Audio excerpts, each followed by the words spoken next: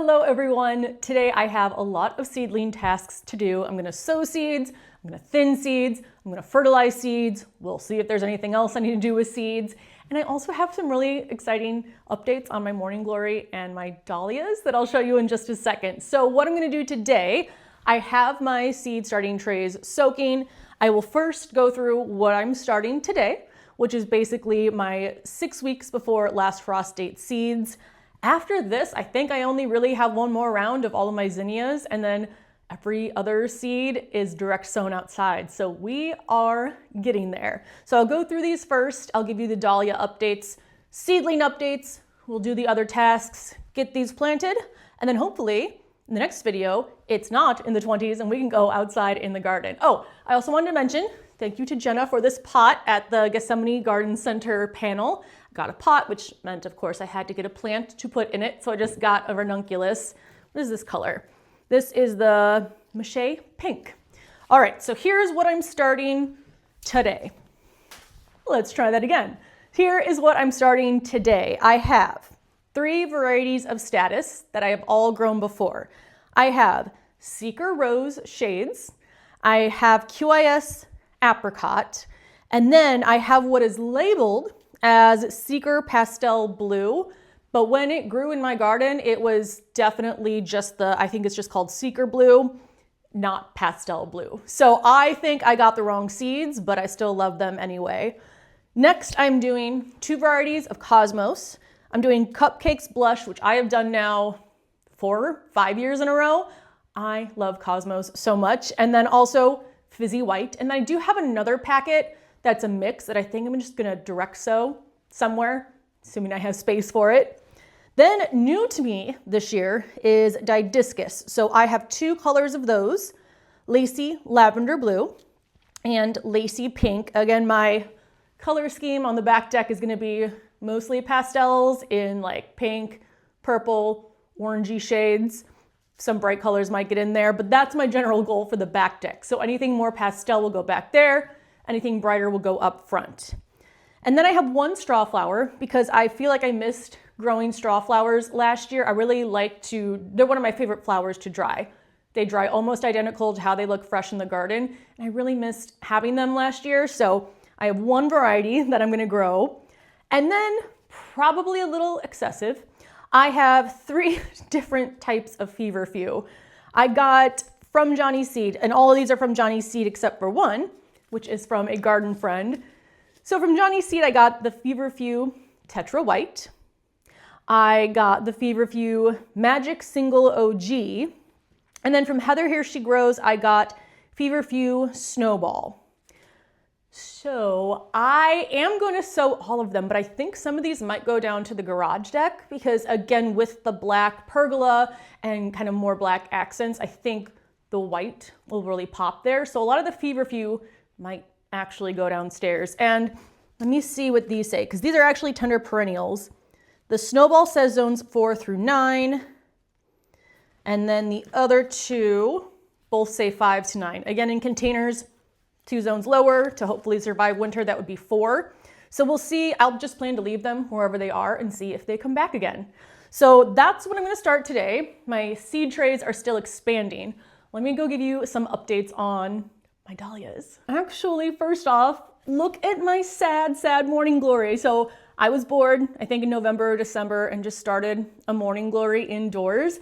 And it's looked like it's been about to die the entire time, but it put out a flower today. I was so excited when I came up and saw it. So I'm just gonna let this continue to do its thing, and we'll see how long it continues to live for. But then down here are 4 of the dahlias that I started in a recent video. I'll link that down below, but I like to start my dahlias indoors about 4 to 6 weeks before last frost, just to give them a head start and get them blooming earlier during our short season here in Chicago.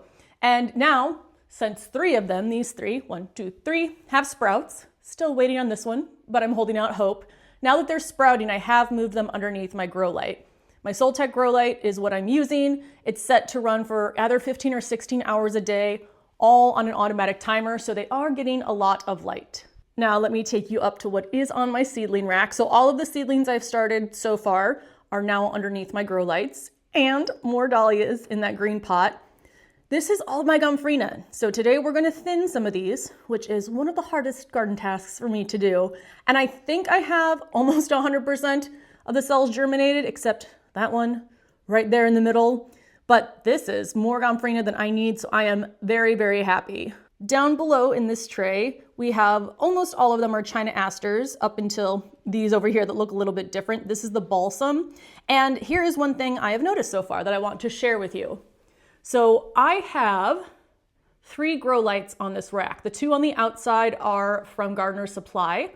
The one in the center is from Amazon. They are all labeled as high output LED, which should mean that I don't have to raise and lower the light because they're powerful enough that the seedlings won't get leggy.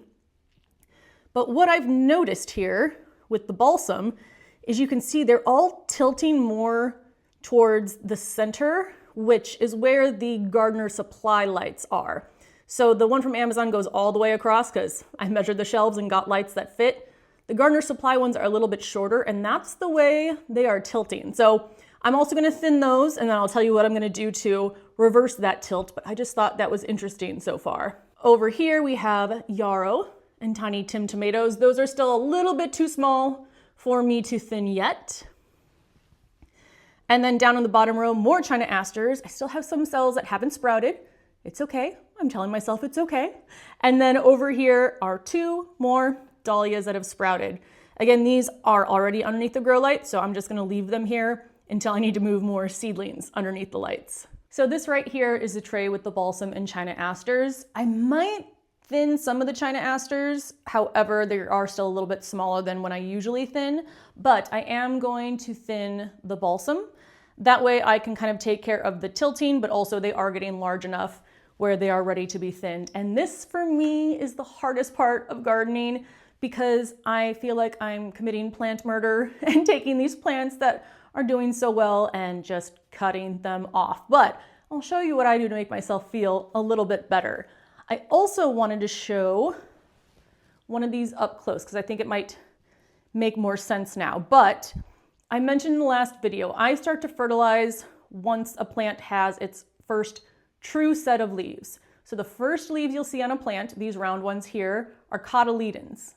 They have all the nutrients a plant needs. So once they get their second set of leaves, which is their first set of true leaves, that's when you'll want to start with a diluted fertilizer.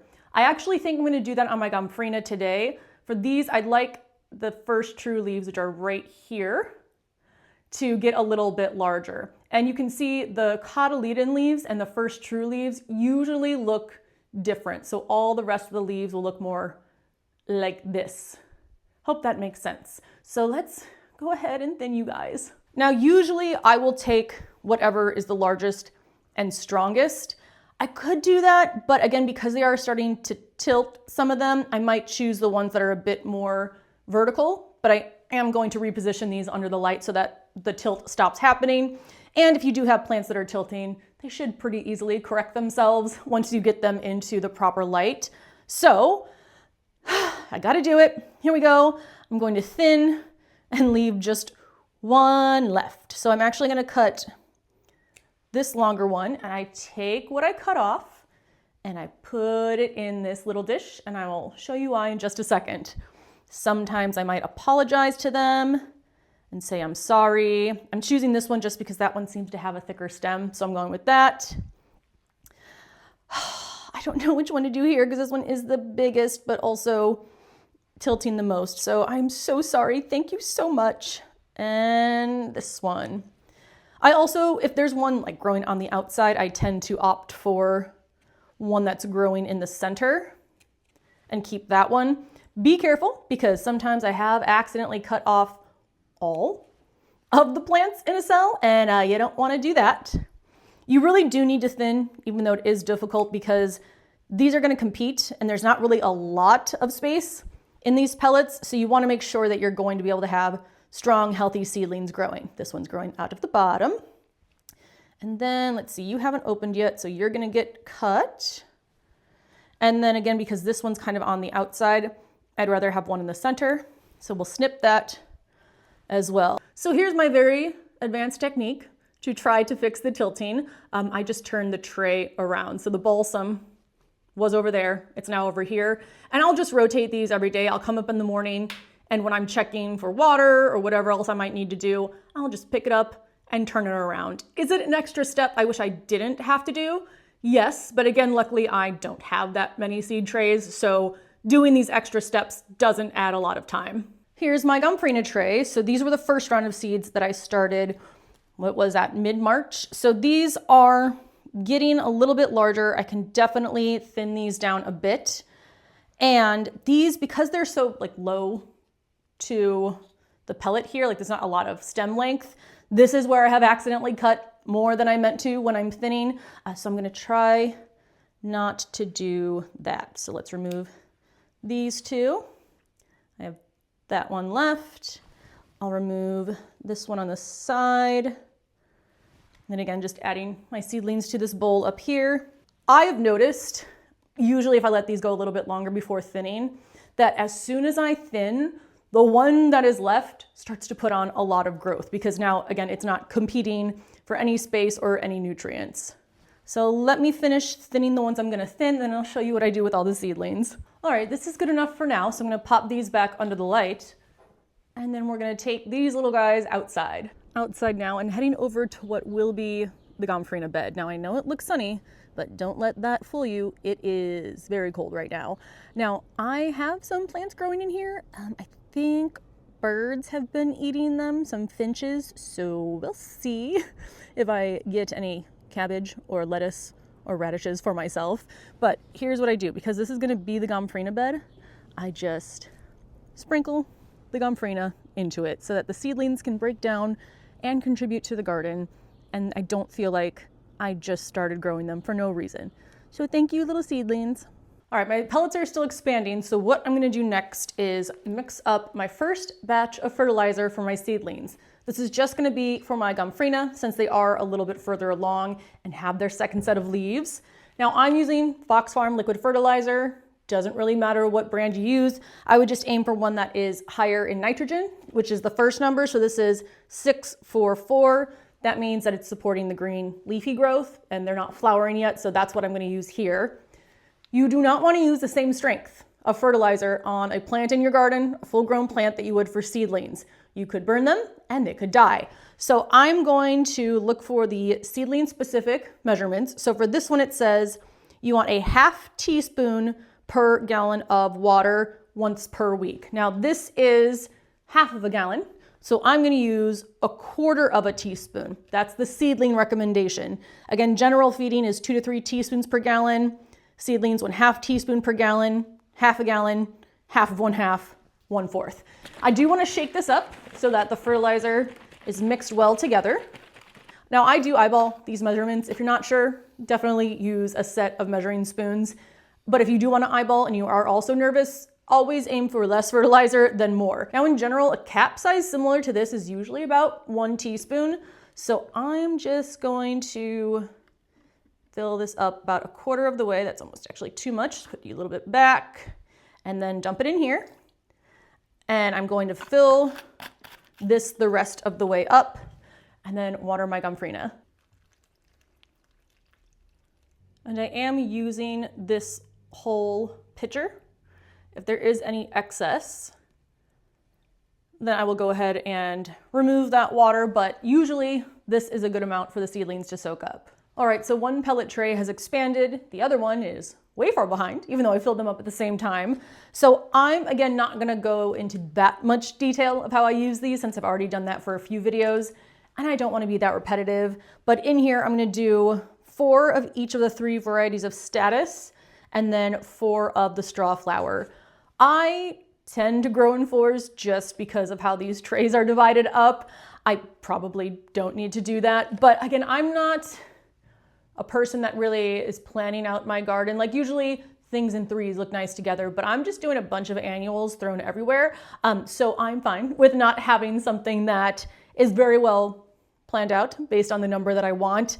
But I know that in general, I don't use a bunch of straw flowers. I don't use a ton of status. So I wanna have not quite as many as, let's say, zinnias, for example. So I'll go ahead and open up the top of these pellets. Now again, you want to make sure you read your instructions before just planting your seeds, because it says for status that it wants to be barely covering the seeds because light assists with germination. So I'm actually just going to lay these on the top because I do put vermiculite on top of these. So vermiculite will be the only thing that is covering these seeds. So we'll go ahead and open this up.